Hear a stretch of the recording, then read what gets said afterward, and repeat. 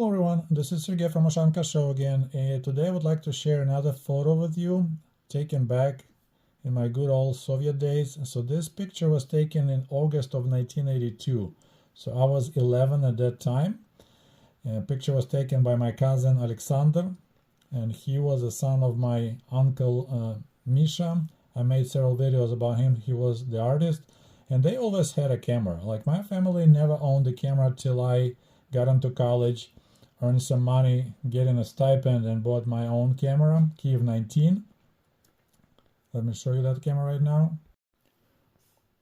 And this is the camera that I purchased in 1989 with 150 rubles of my student stipend.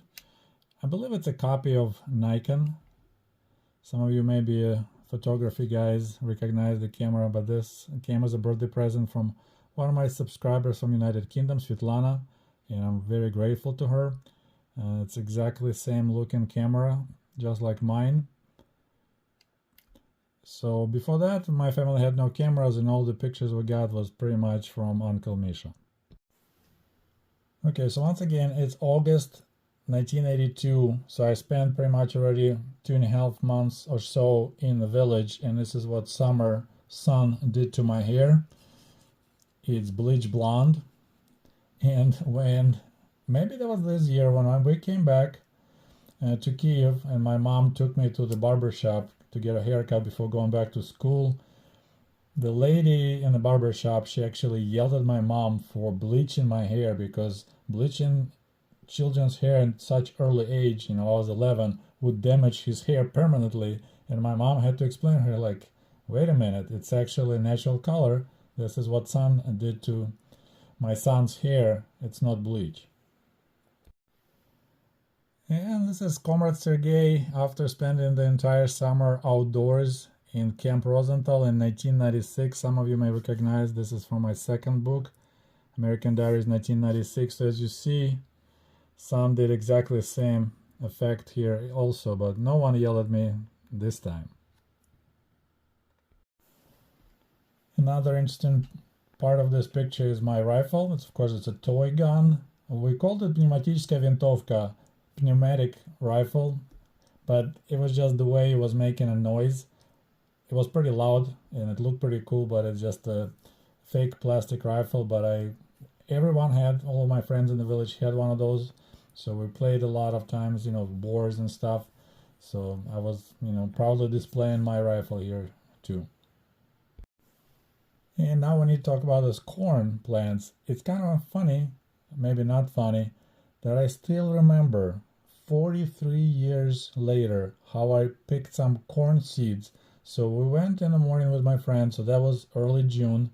We went mushroom hunting, and on the way out of the woods, coming back to the village, to home, we were crossing the freshly tilled field, and tractor spread corn seeds. And our equipment was really primitive, so the corn seeds were laying right on top, so they weren't like carefully covered. So I just scooped a bunch of the corn seeds, came home and talked to my grandmother, and she said, go ahead, plant them right here. So I did the little areas. So this is how tall the corn is now in August.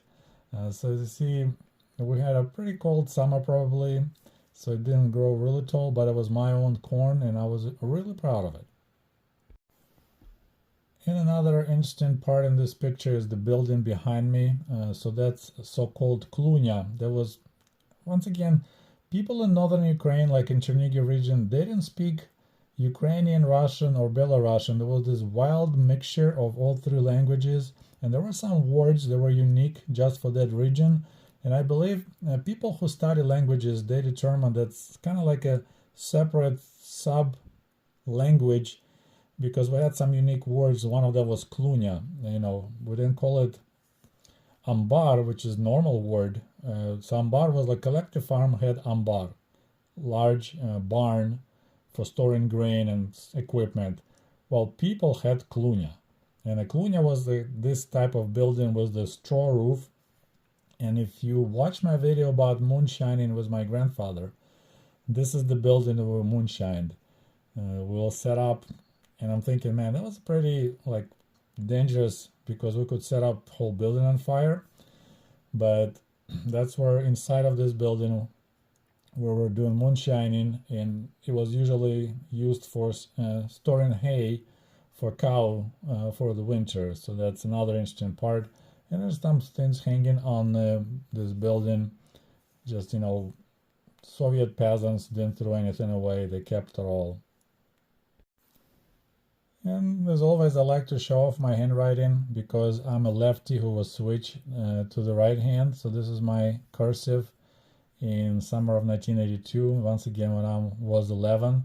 So that's 4th grade, because we went to school at age of 7. So that's about 4th grade. So not too bad. And once again, I was nerdy and detailed person. So I was every picture pretty much I had a comment what year, what month it was taken and where. So here I am, 14 years apart, 11 years old on the left, 25-year-old on the right, still bleached blonde hair. Well, I hope you enjoyed this short video. All these videos are in my playlist, my family stories and pictures. Link will be below in the comment section. Thank you so much for watching Ushanka Show. Don't forget to like this video. We'll talk to you soon. До побачення. Goodbye.